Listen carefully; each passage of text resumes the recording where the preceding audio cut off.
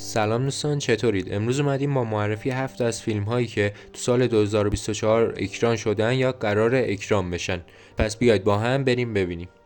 شماره 1 تلماسه. تاریخ اکران 11 اسفند 1402. ژانر علمی تخیلی و ماجراجویی. شماره 2 فیلم شکارچیان روح امپراتوری یخزده. تاریخ اکران 10 فروردین 1403. ژانر کمدی ماوراءالطبیعی. شماره 3 یک مکان آرام روز 1.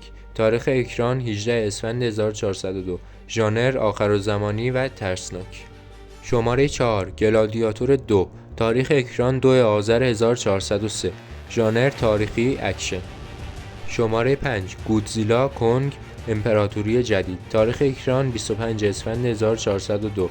ژانر هیولایی اکشن. شماره 6 فیلم پسران بد 4.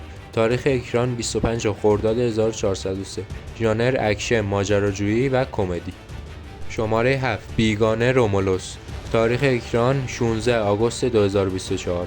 ژانر علمی تخیلی اکشن و فانتزی. امیدوارم که از این ویدیو لذت برده باشین.